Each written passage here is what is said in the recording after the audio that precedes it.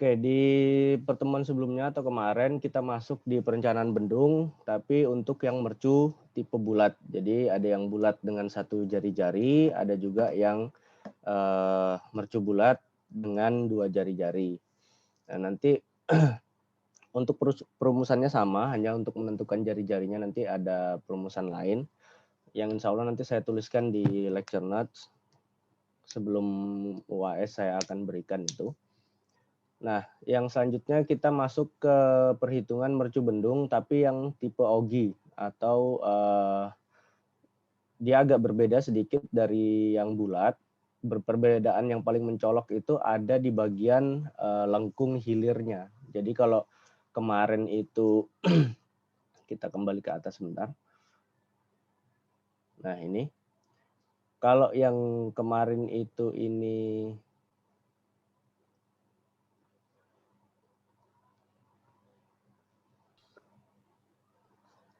bisa kita hanya konsentrasi di jari-jarinya di sini, lalu di sini kemiringannya kita bisa buat 1:1 atau 45 derajat, atau juga alfanya kita bisa bikin lebih tegap gitu. Bisa saja yang ininya 0,5:1 gitu.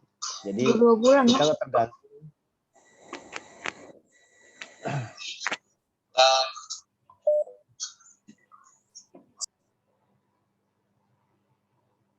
tergantung tergantung di lebar jari-jarinya. Kalau semakin besar jari-jarinya, berarti nanti lengkungannya ini kan semakin besar. Tapi kalau kita pakai misalnya yang beton, jari-jarinya cuma 0,1, dia akan semakin tipis. Nah, ini kemiringannya kita bisa pakai 1:1, bisa 2:1, atau 0,5:1, tergantung kebutuhan dan juga nanti stabilitas bendungnya. Apakah ketika kita membuat bendung itu slope-nya ini di bagian sini itu relatif tegak, dia akan stabil atau tidak. Nah, nanti itu untuk yang kontrol stabilitas nanti akan ada proses namanya trial and error.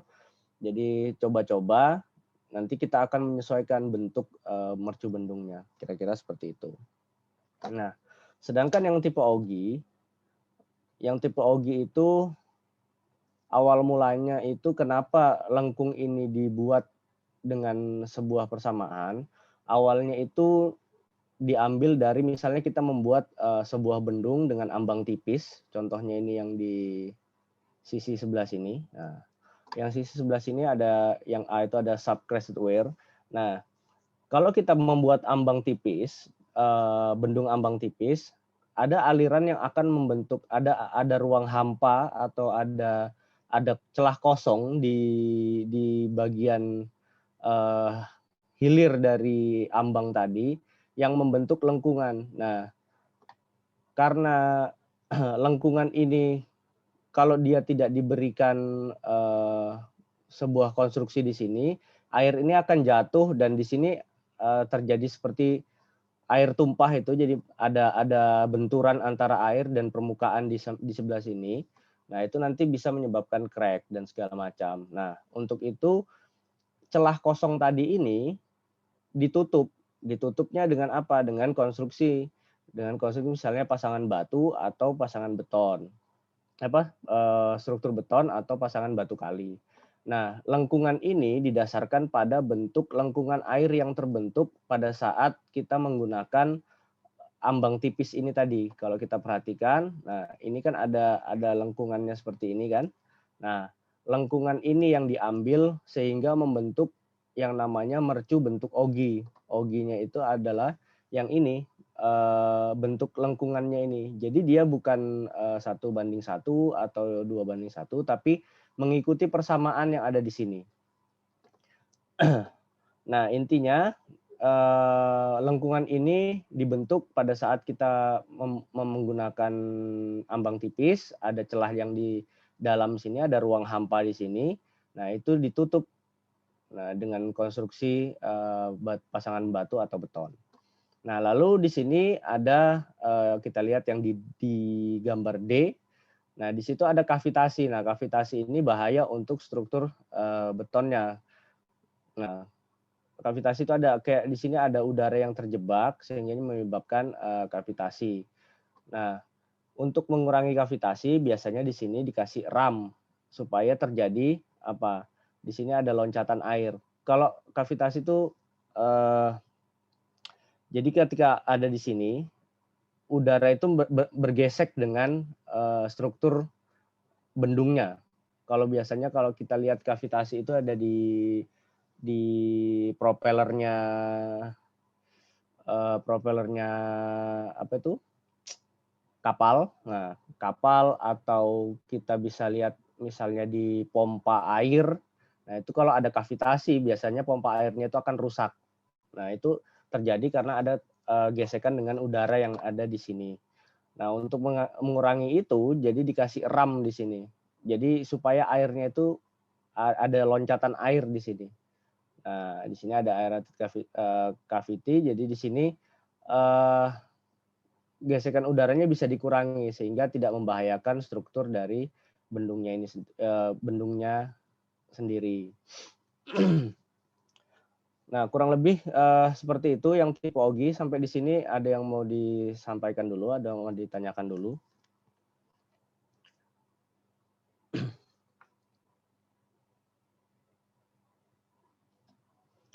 Nah, untuk persamaannya, kalau saya ngambil dari KP irigasi, persamaannya itu kurang lebih sama dengan yang tipe bulat pada saat kita menghitung tinggi air di atas mercu. Itu ada CD 2/3 dikalikan D pangkat setengah dikalikan B efektif. Ini sorry, ini BE ini.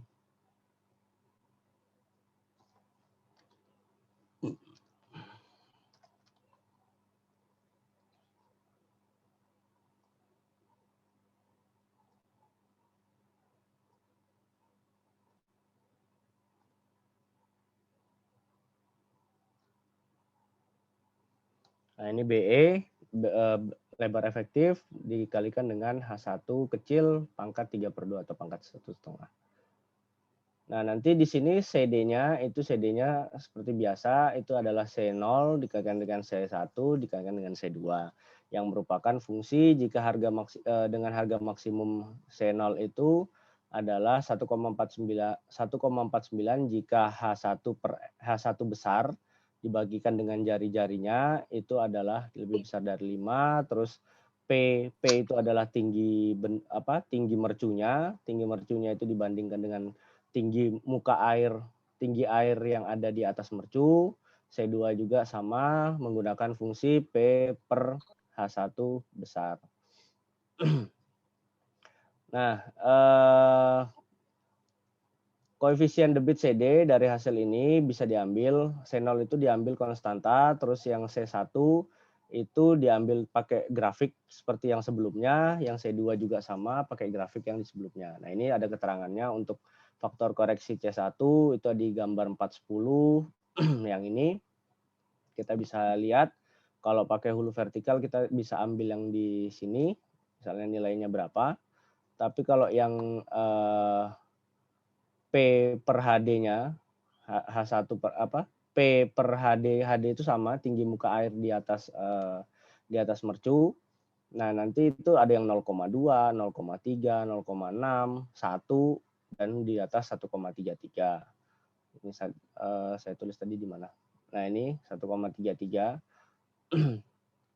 Lalu C2-nya itu ada di gambar 47. Nah, ini kalau gambar 47 menjadikan faktor pengulangan aliran tenggelam untuk F perbandingan aliran tenggelam H2 dibandingkan dengan H1. Ini kalau kita ini C2 ini ya C2 ini yang ini nilai C2-nya. Yang ini tadi ini adalah nilai ini. Kalau kita mau menghitung H2 di bagian hilir. Nah, kalau kita bisa lihat gambarnya, H2 itu adalah tinggi muka air di bagian hilir. Dan P2 itu adalah tinggi dasar bagian hilir sampai ke mercu. Jadi P1 tadi kan di bagian hulu, sedangkan P2 itu ada di bagian hilir.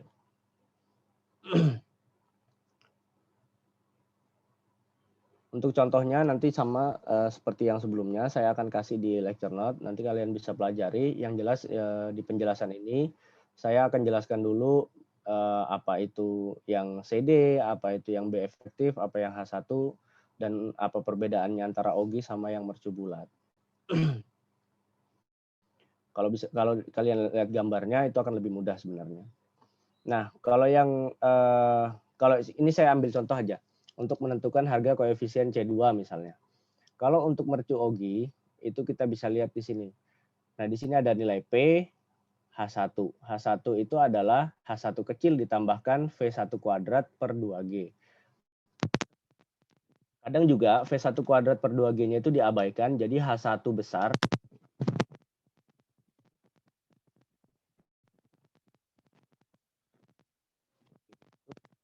jadi bisa diabaikan, di-ignore. Nah,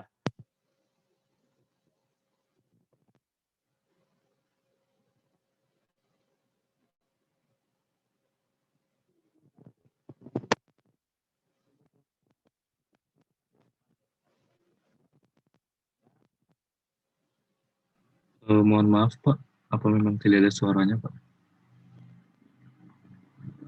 halo? Ya udah terdengar Pak.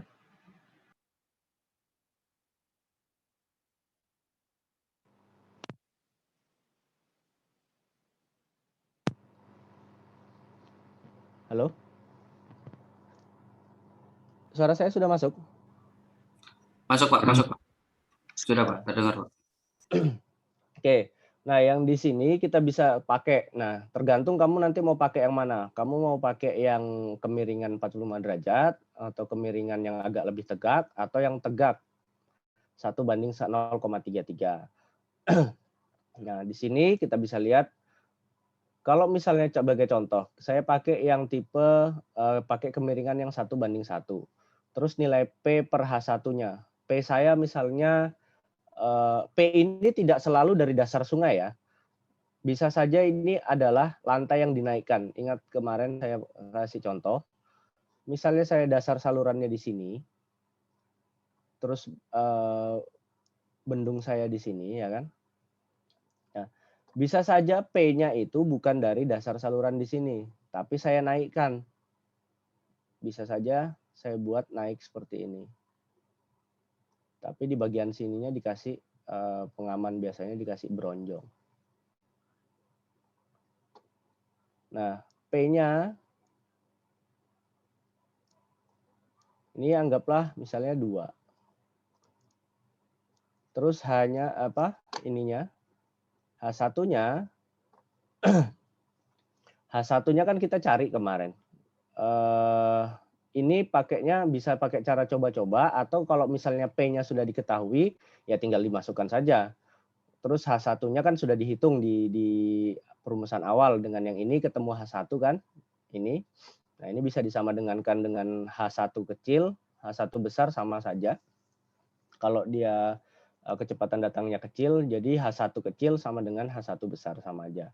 Nah, misalnya di sini ketemunya anggaplah 1,5 misalnya atau 1 aja biar mudah. Berarti P per H-nya sama dengan berapa? 2:1. Berarti kan nilainya 2. Nah, di sini P per di sini tidak ada, jadi lebih dia di sini. Karena tidak mungkin juga sih sampai dengan 2 karena terlalu tinggi satunya ininya. Nah, anggaplah misalnya di sini anggaplah 1,5. Berarti di sini kan 2:1,5 berapa? Sekitar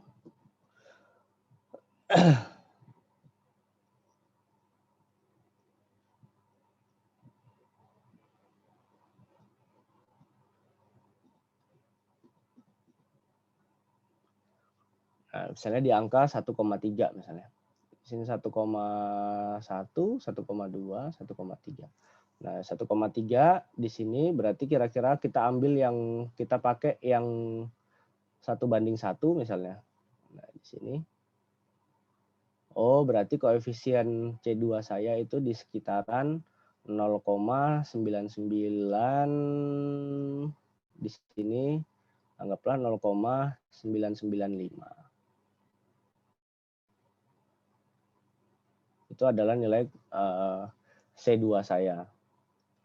Ini bebas, nanti kalian tentukan dulu P-nya juga bisa, tergantung kondisi di lapangan, atau kalian pakai coba-coba, atau kalian tentukan dulu ininya, nanti dari sini diambil, oh saya pakai yang tegak, lebih tegak gitu supaya efisien biayanya, kita pakai yang misalnya 0,33. Kalau kita pakai 0,33 kurang lebih sama di sekitaran C2-nya itu di sekitaran 1. Nah, kalau misalnya pakai yang C2-nya pakai yang 0,67, nilai C2-nya itu di sekitaran ya 1,002 mungkin kan di sini sekitaran itu.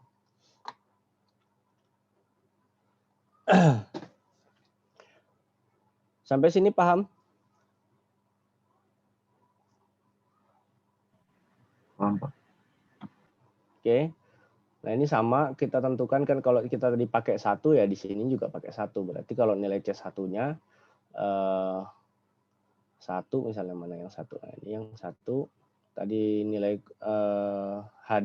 H1 per HD-nya berapa? Misalnya 0,7 gitu kan. Tinggal ditarik ke sini, oh sekitaran 0,9 berapa gitu. Nah, ini kalau kita mau menghitung nilai ketinggian H2. Nah, kalau H2 faktor tenggelamnya H2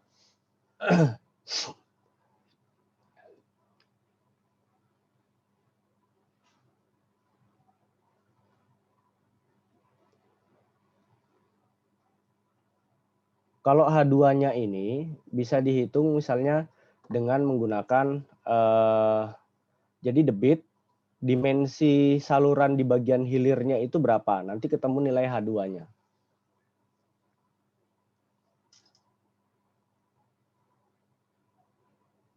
Kalau P2-nya kan misalnya sudah diketahui, kalau kita merencanakan kan seperti ini. Nah, nanti P2-nya itu berapa di sini. Sedangkan H2-nya itu kan tinggi muka air di bagian hilir. Nah, di bagian hilir kita punya dimensi sungai atau dimensi saluran. Biasanya kan sungai. Nah, dimensi saluran kita hitung berapa sih ketinggian muka air di bagian ini. Nah, nanti ketemu faktor pengelolaan air yang tenggelamnya berapa. H2 per H1-nya kan ketemu. H2-nya kita hitung dulu, terus kita bandingkan H2 banding H1, terus di P2 bandingkan dengan H1, nanti ketemu di mana dia posisinya. Nah,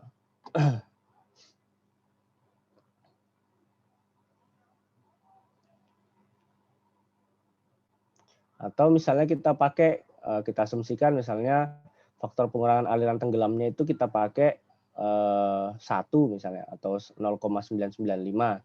Nah, yang kita punya datanya kan adalah P2 dibandingkan H1. Ya, tinggal tarik aja. Nah, berarti di sekitaran sini, nah ini tarik, oh berarti H2 dibandingkan H1 itu sekitaran 0,4 berapa nih? 0,338. 0,38. Berarti H2-nya kan ketemu, H1-nya H2 berarti tinggal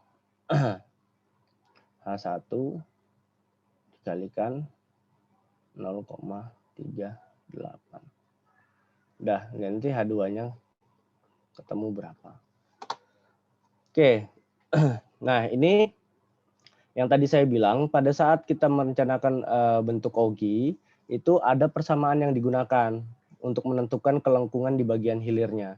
Persamaan dasarnya itu dikembangkan oleh US Army, biasa kita pakai punyanya US Army, Y per HD sama dengan minus K dalam kurung X dibagikan dengan HD pangkat N, di mana K dan N ada tergantung kecepatan datang aliran, ini ada tabelnya di bawah. Lalu HD adalah design head atau tinggi air di atas mercu di sini. Nah, Y-nya adalah koordinat di bagian hilir, sedangkan X-nya adalah koordinat yang berada di sumbu X di bagian hilirnya. Jadi nanti setiap X yang berubah, di sini kan X ya, di sini kan Y. Nah, X di sini Y-nya berapa? X di sini Y-nya berapa? X di sini Y-nya berapa? X di sini Y-nya berapa? Terus sampai di mana bendungmu itu berakhir ininya. Sampai di mana kamu mau buat. Nah, kalau misalnya dasarnya itu ini, contoh ya yang ini, ya nanti sampai X keberapa di sini sehingga dia ketemu di sini. Kira-kira seperti itu. Nah, di sini di selanjutnya ini ada contoh untuk menghitung, bukan contoh, jadi sudah disediakan X-nya berapa, di sini ada nilainya. Jadi kalau kamu pakai yang apa ini? Pakai yang mercu di bagian hulunya tegak, nah ini persamaannya bisa pakai yang ini. Terus kalau kamu pakai mercu yang bagian hilirnya itu 1:0,67, pakai yang ini. Di bagian bawahnya juga ini pakai 0,33, bisa pakai yang ini. Terus yang ini 45 derajat, bisa pakai yang ini. Tinggal dimasukkan saja. Setiap X di sini dapat nilai ya di sini. Setiap X di sini dapat nilai di sini, X di sini dapat nilai di sini. Kurang lebih seperti itu. Nah, ini yang agak rumit adalah yang ini, karena dia punya beberapa jari-jari. Kalau kita bisa lihat, saya ambil contoh yang ini. Nah, kita harus perhatikan di sini. Kita tentukan dulu titik sumbu awal koordinat kita itu di mana.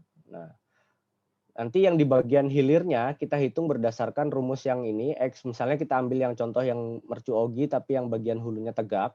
Untuk yang bagian hilirnya dari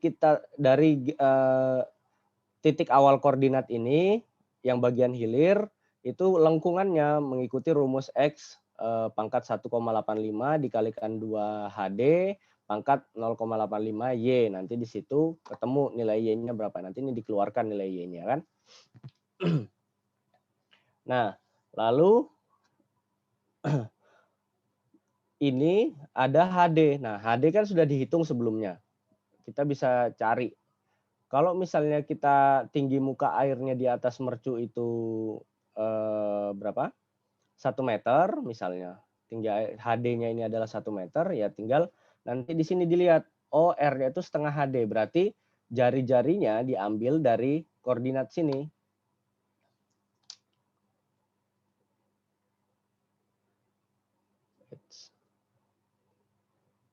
Dari sini, tarik ke sini, nah itu 0,5 HD, berarti diputar ke sini. Seret. Nah, ini adalah pakai lengkung yang jari-jarinya 0,5 HD. Nah, lengkung yang sedikit di belakangnya itu tinggal pakai diambil dari si ujung sini, tarik ke sini, itu diambil 0,5 HD, tarik lagi ke sini. Kurang lebih seperti itu. Jadi ini tinggal dipakai saja. Nah, selanjutnya untuk koefisiennya di sini nilai K-nya kalau misalnya dia kemiringan permukaan hilirnya vertikal, ini pakai K-nya 2 terus N-nya 1,085. Oh sorry, ini bukan hilir kayaknya, hulu ini. Bentar saya cek dulu. Saya ada salah tulis kayaknya.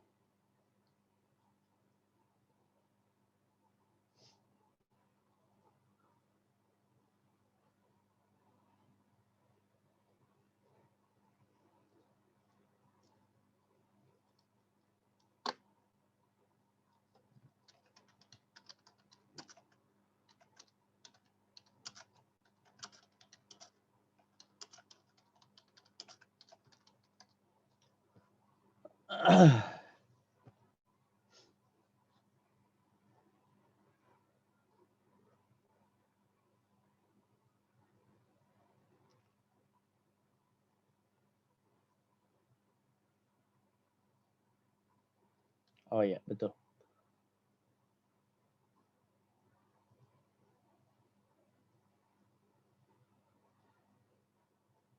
Nah, ini Kemiringan vertikalnya di bagian hilirnya kita pakai yang mana? Pakai yang vertikal atau pakai yang 3:1, 1:1, atau 3:2.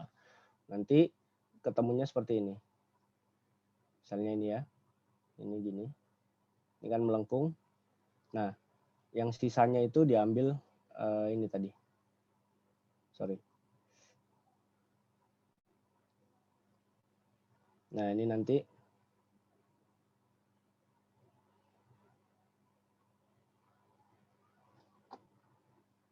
ketemu ada yang misalnya 3:1, itu ada yang lurus gini. Jadi lengkunganmu itu ketemu begini, seret sampai di garis.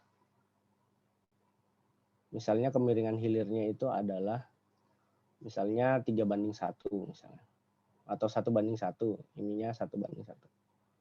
Nah, nanti ini melengkung gini, ketemu baru begini. Nanti airnya kurang lebih begini. Ini sama, perumusannya juga sama. Itu ini hanya memperjelas saja gambarnya.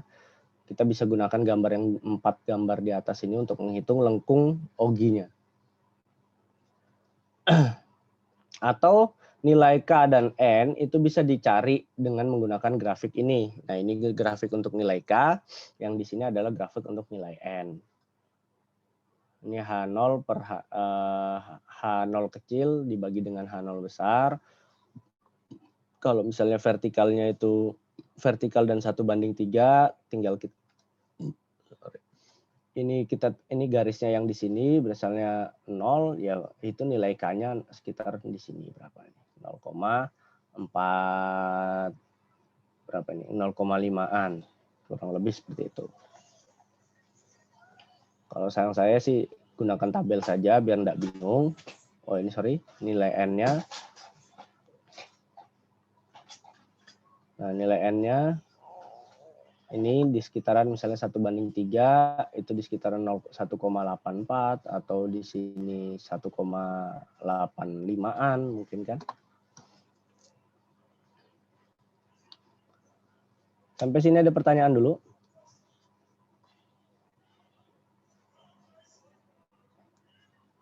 Pak, mohon izin, Pak.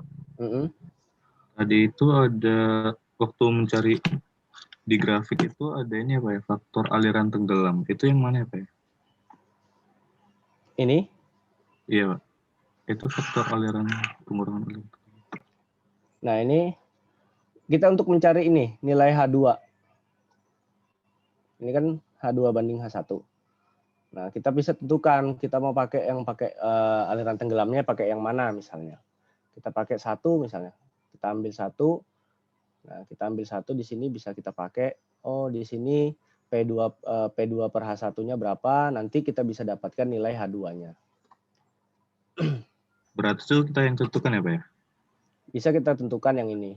Karena nanti ini pengaruhnya itu adalah di ketinggian H2-nya nanti. Ya, baik, Pak. Terima kasih, Pak.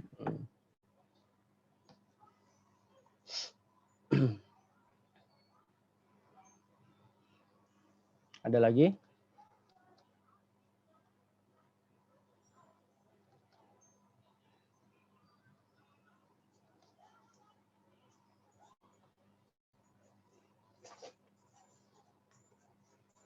Hari ini saya hanya sampai di sini dulu untuk materinya, sampai di mercu OGI. Karena di besok, insya Allah besok kita coba untuk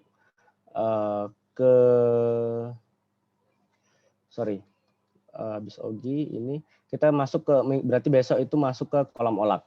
Jadi ini mercunya, besok kita masuk ke kolam olaknya. Kolam olak itu adalah ini. Jadi ketika air turun di sini, nah di sini di bagian sini itu ada namanya kolam olak. Kolam olak itu fungsinya untuk meredam energi. Karena di sini kan velocity-nya tinggi. Nah, ketika jatuh di sini sebelum masuk ke saluran selanjutnya atau ke saluran bagian hilir, itu harus diredam dulu energinya atau distabilkan dulu alirannya, baru dia bisa masuk ke sini. Kalau nggak stabil air yang di sini, dia bisa mengakibatkan gerusan di pangkal bendungannya atau di bagian ujung bendungannya. Nah, itu bahaya, nanti bisa guling. Nah, untuk hari ini materinya sampai di sini di morfologi. Nah, ada tugas untuk latihan kalian. Coba hitung. Silahkan dikerjakan berkelompok, nanti silahkan dikumpulkan maksimal jam 5 sore. Coba desain mercu bendung yang bulat saja dengan satu jari-jari. Dengan debit, saya tulis saja kalau gitu ya.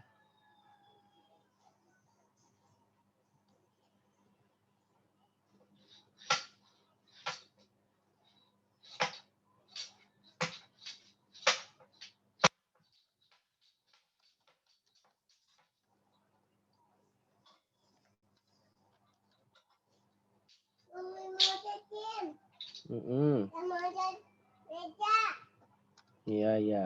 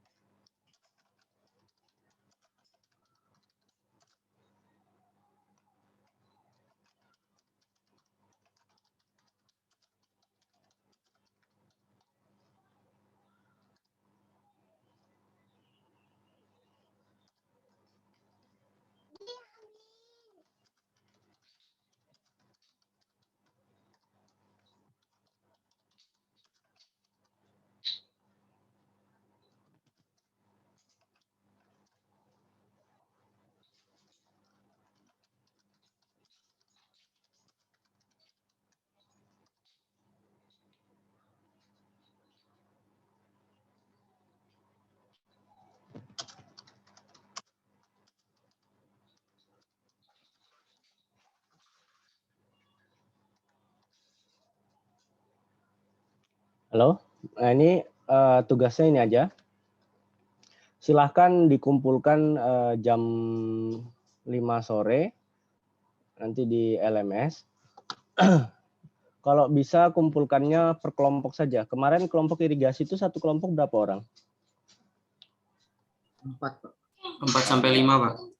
Oke, jadi kelompoknya disamakan dengan kelompok irigasi aja ya, biar saya tidak bingung koreksinya. Jadi kelompok irigasinya kemarin sama siapa aja, silahkan dikerjakan yang ini.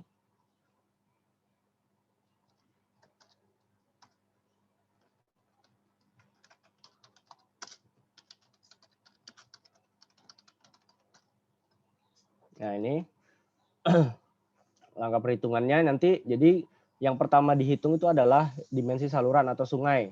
Jadi kamu kan punya debit, Q sama dengan 15, nanti dihitung dulu dimensinya, ketemu dimensinya berapa, tinggi jagaannya berapa, bla bla bla, itu dihitung semua dulu.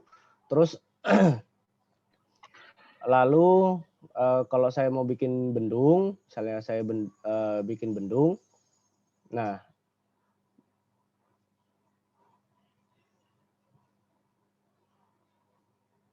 dari bendung itu, jadi ketika saya mau bikin bendung, bikinlah bendung, ini P-nya saya tentukan aja.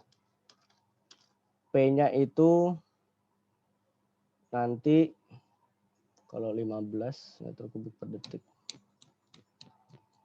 Nanti kira-kira P-nya.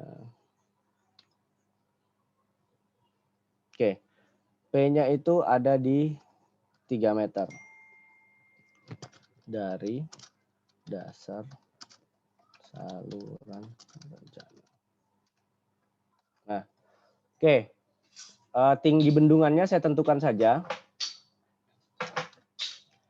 3 meter dari dasar saluran rencana. Jadi kamu kan sudah melakukan dimensi salurannya yang bagian hilir.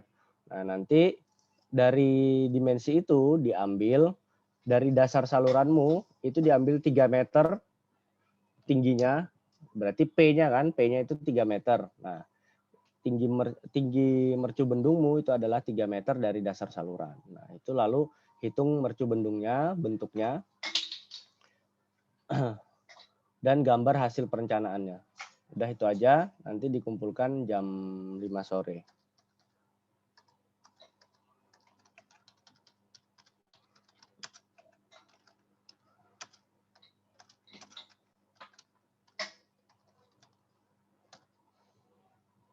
Kan kalau ngerjainnya keroyokan kan mudah ya. Ini silahkan di foto dulu atau mau dicatat dulu, silakan.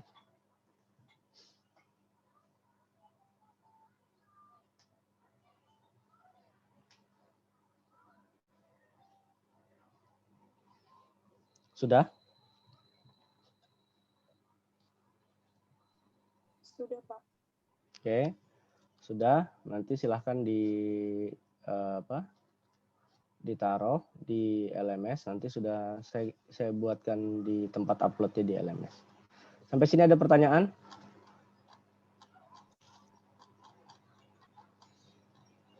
Halo? Pak, izin bertanya, Pak. Siapa? Frans? Fransi ya, Pak. Yang tadi pas selama bulan jaringan saya agak down, Pak, jadi naik turun. Saya mau tanya, apa boleh minta PPT atau hasil recordnya, Oh Pak? iya, PPT-nya ini saya kasih. Baik, Pak. Terima kasih, Pak. Hasil record itu belum saya upload ya. Belum sempat saya upload. Hasil recordnya nanti di LMS atau ke YouTube, Pak ya?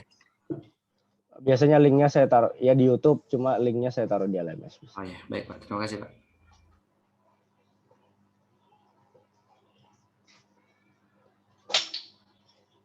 Pak, izinnya Pak. Tadi itu yang Iya. tinggi dasar di hulunya itu bisa dinaikin ya Pak ya? Bisa. Itu faktornya apa ya Pak ya, yang menyebabkan harus dinaikkan? Kita kan punya batasan. Nilai P itu kan tidak boleh sebaiknya tidak lebih dari 3 sampai 4,5 meter.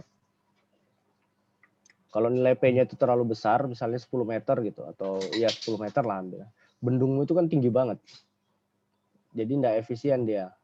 Ngitung stabilitasnya itu yang nanti setengah mati. Jadi Berarti kalau tingginya misalnya, itu disesuaikan sama P-nya Pak ya? kenapa? Tinggi yang ditinggikan itu disesuaikan sama P-nya Pak ya? Bukan, nanti dasarnya yang dinaikkan. Contohnya gini.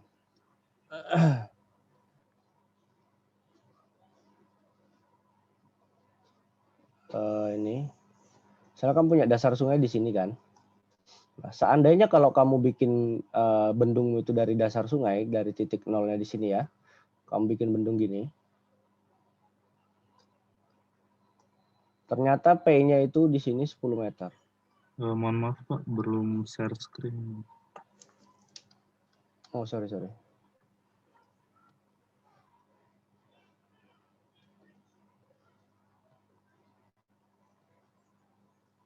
Sudah kelihatan? Halo? Sudah Pak. Nah, ini sebagai contoh. Ini di garis ini, kamu punya dasar sungai yang ini kan? Nah, terus kamu bikin bendung. Terus kalau kamu start dari sini, ini ketemunya tuh P-nya nanti 10 meter. Nah, ini kan tinggi banget. 10 meter itu kan tinggi, besar, tinggi kan?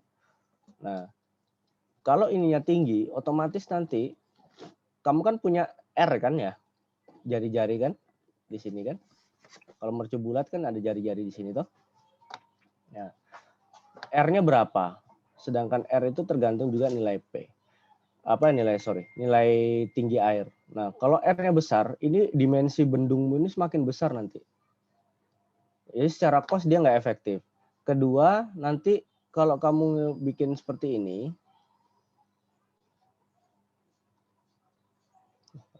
bisa dibuat. Ini kan nggak bisa dihapus ini. Jadi image.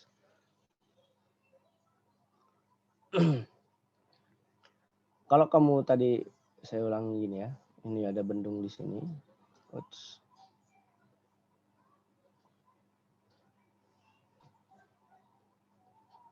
Ini ada saluran, di sini ada bendungmu.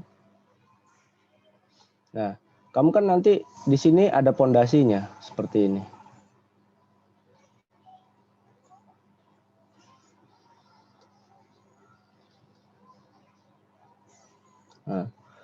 Nah, nanti kalau ininya tinggi, otomatis ininya kan tinggi nih. Kalau ininya tinggi, di sini ada tekanan air kan? Berarti tekanan air kan nanti rho GH-mu, rho GH, hanya nanti kan setinggi sama P. Berarti tekanan airmu kan besar. Berbeda kalau misalnya ini kamu naikkan. Kalau kita naikkan, nah kalau rho GH ini tekanan airnya besar, di sini tekanan air yang di sini itu bisa semakin besar untuk menggulingkan si bendung ini, konstruksi bendung ini. Tapi kalau misalnya ini kita naikkan, misalnya ya, misalnya tadi kan 10, kita punya batas maksimum misalnya 3 meter P-nya. Berarti di sini anggaplah misalnya 7, jelek-jeleknya ini 7 meter. Nah, P-nya di sini cuma berapa? P-nya di sini cuma 3 meter kan? Nah, berarti nanti tekanan airmu itu hanya rho GH-nya ini hanya di 3 meter. Mungkin ditambah di sini, tapi karena di sini itu kan sudah ditahan dengan air yang tekanan ke bawah di sini. Jadi kemungkinan untuk gaya gulingnya itu bisa ditekan gitu loh. Sampai di sini siapa tadi yang nanya? Frans kah? Frans siapa tadi? Dedi, Pak. Nah, Sudah Dedi. terjawab, Pak. Sudah ya.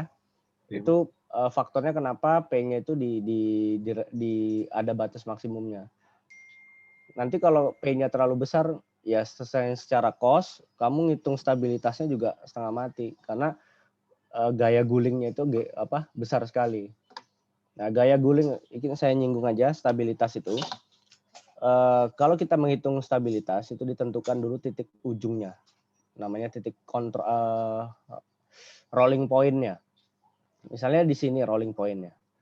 Berarti momennya itu akan berputar ke sini. Ini adalah sumbu putarnya. Jadi bendungan ini akan guling ke sini dengan pusat rotasinya itu ada di sini. Nah, berarti kan gaya yang horizontal ke sini itu menjadi momen guling. Terus gaya uplift yang ada di sini itu menjadi momen guling, ya kan? Terus di sini ada gaya air, ada sedimen, ada gaya gempa lagi di sini kan ditambah. Nah, itu semua jadi momen guling. Sedangkan momen tahananmu itu hanya ada di air yang ada di atas ini sedikit, berat sendirinya, ya kan? Yang paling utama itu adalah berat sendiri sebenarnya. Berat sendirinya, sama kalau misalnya di sini posisinya, kalau kontrol poinnya di sini, berarti enggak ada tekanan tanah pasifmu. Nah, di sini ada tekanan tanah aktif di sini. Ini juga. Nah, kita tinggal lihat kalau kontrol poinnya di sini, tekanan tanah aktif di sini itu menjadi tahanan momen guling atau momen tahan. Kalau di sini. Kalau dilihat kalau kontrol poinnya di sini, tekanan tanah aktif di sini itu malah menjadi momen tahan. Ya kan? Karena dia nahan. Ini gulingnya ke sini. Ini momennya ke atas ini. Jadi momen tahan. Nah, kenapa bentuknya ini ada zigzag-zigzagnya gini? Ini pertama untuk meminimalisir biaya konstruksi karena pasangannya kalau dibikin padat penuh gitu akan besar cost-nya. Makanya dioptimalisasi dibikin zigzag-zigzag begini, naik-naik gini. Coba saya kasih contoh gambarnya. Nah, ini nih. Nah, kenapa dibikin zigzag-zigzag seperti ini? Itu untuk menekan biaya. Ini kan yang di biaya konstruksinya itu kan yang ini. Kalau kita bikin padat full misalnya sampai saya ke bawahin ini. Kalau misalnya Pak biar stabil ini saya mau fullkan gini. Ya stabil dia. Cuma cost-nya kan besar. Ini kan yang sini kan ini biaya ini. Makanya dioptimalisasi, dibikinlah seperti ini. Nah, sebagai contoh ini kalau kita ngitung momen gulingnya, momen stabilitasnya, ini jadinya loncat materinya. Di sini ada air misalnya kan, ini ada momen guling ke sana, ini ada uplift ke sini. Ini kalau seperti ini biasanya kontrol krusialnya itu ada di bagian sini. Tergantung. Kalau misalnya ini monolit, konstruksinya, kontrolnya itu bisa ada di sini. Tapi kalau ini terpisah, bisa saja ada di kakinya bendungan sini. Nah, kalau kita bicaranya itu berarti di sini ada tekanan tanah. Ini ada tekanan tanah. Ini ada tekanan tanah. Ini ada tekanan tanah. Nah, kalau kontrolnya di sini ada tekanan tanah. Nah, ini bisa jadi kalau yang di bagian sini, ini bisa jadi momen tahan. Ini juga mungkin jadi momen tahan. Tapi yang di bagian sini, bisa jadi ini jadi momen guling. Karena dia berada di atasnya titik kontrol gulingnya. Ini jadi momen momen guling. Di sini ada juga tekanan tanah sedikit. Ini ada momen, kalau ke sini, momen tahan. Yang di sini posisinya di sini ini jadi momen guling karena dia posisinya di atas. Lalu di sini ada panjang ini. Nanti di sini ada perhitungannya lagi. Uplift itu kalau kondisinya tegak begini itu nilainya dikalikan 1. Kalau di sini direduksi yang miring-miring seperti ini atau yang posisinya tegak seperti ini itu dikalikan dengan 0,3 kalau nggak salah. Nah, nanti dihitung total sigma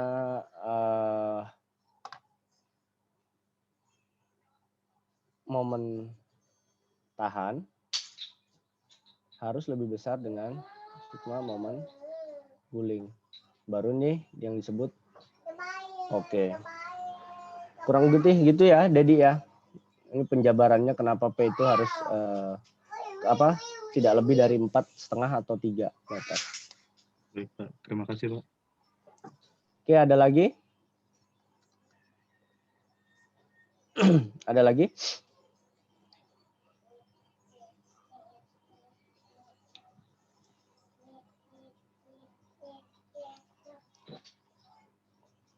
Kalau nggak ada, saya akhiri perkuliahan hari ini. Kurang lebihnya saya mohon maaf. Jangan lupa absen. Dan nanti link untuk upload di LMS-nya saya buatkan untuk upload tugasnya. Wassalamualaikum warahmatullahi wabarakatuh. Silahkan yang mau meninggalkan room, boleh.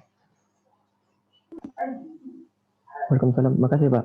Iya, sama-sama. Terima kasih banyak, Pak. Selamat siang, Pak. Terima kasih, Pak. Ya, jangan lupa besok kita masih ada kuliah lagi. Baik, Pak. Ya, baik, Pak.